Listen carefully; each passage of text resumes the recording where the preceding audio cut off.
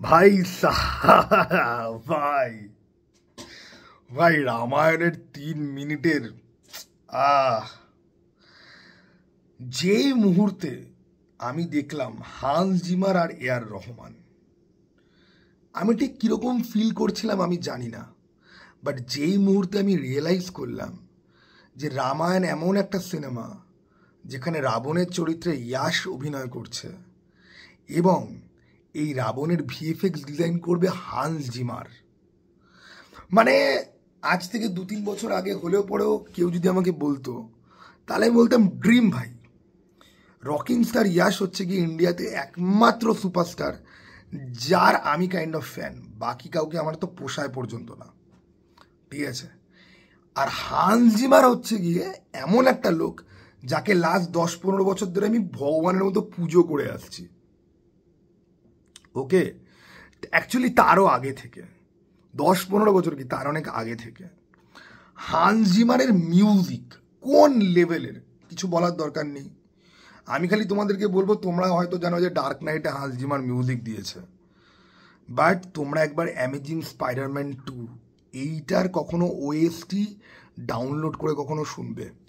Official sound track amazing Spiderman 2 2014, অথবা crisis 2 বলে একটা গেম বেরিয়েছিল, ক্রাইসিস 2, ক্রাইসিস 3, ঠিক আছে।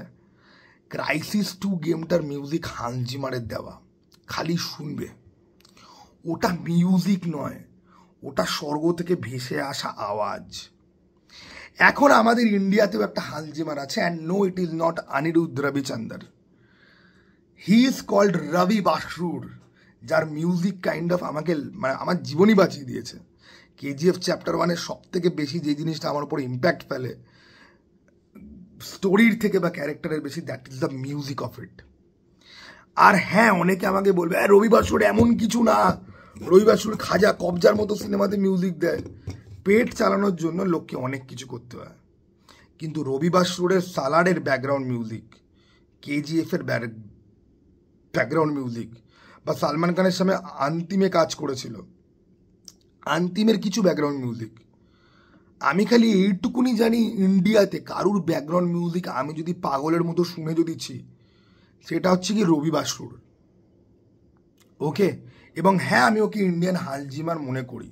তুমি আমাকে কমেন্ট বক্সে 4টা গালাগাল দিতে পারো। তো that means rocking star Yash যে দুনিয়াতে 2টো হান্স জিমারের সাথে কাজ করেছে, একটা অরিজিনাল হান্স জিমার আর একটা ইন্ডিয়ান হান্স জিমার।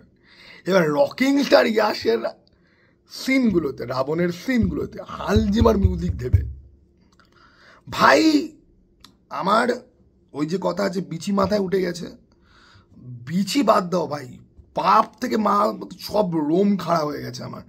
আর এই যে অ্যানাউন্সমেন্ট ভিডিওটার যে অ্যানিমেশন স্টাইল, মাই ফ্রিকিং গড, কি বিউটিফুল লাগছে, বিউটিফুল মানে বিউটিফুল। এবং লাস্টে যখন রণবীর কাপুর আর ইয়াশকে যখন রিভিল যখন করা হয়, রণবীর কাপুর গাছের ওপর দিয়ে দৌড়াচ্ছে, ব্যাকড্রপটা, তবে রণবীর কাপুর যে শেফ করেছে না, ও তীর চালানোর একটা সিন দেখায় যেখানে ওর থুতনিটা, রণবীর কাপুরের থুতনিটা যদি আর একটুখানি স্ট্রাকচার হতো না তাহলে ভালো লাগতো।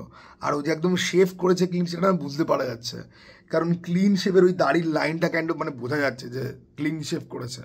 তোমরা দেখবে ফ্রেমটা। দেন আমরা ইয়াশের লুক দেখতে পাই। ইয়াশের লুক যখন দেখতে পাই তখন আমি একদম চুপ করে যাই। টিজারটা শেষ হয়, আমি আরও একবার চালাই।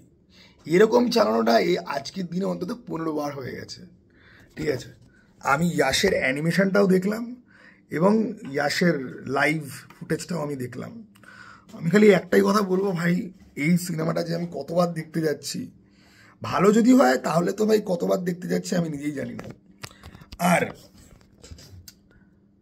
মোটামুটিও যদি হয়, কারণ রামায়ণ খুব ট্রিকি একটা সাবজেক্ট, ওকে, মোটামুটিও যদি হয় তাহলেও ভাই মাইরি বলছি, আমি ইয়াশের রাবণের জন্য সেই লেভেলে আমি এক্সাইটেড, ঠিক আছে। রামায়ণে তো রাম তো হিরো, সবাই রামের জন্য এক্সাইটেড থাকে, আমি রাবণের জন্য এক্সাইটেড জাস্ট বিকজ সেখানে ইয়াশ রয়েছে বলে।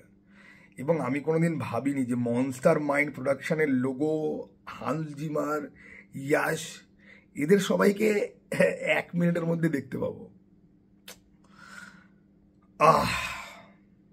ভাই আমি তো অনেক নর্মালভাবে কথা বলছি, ঠিক আছে?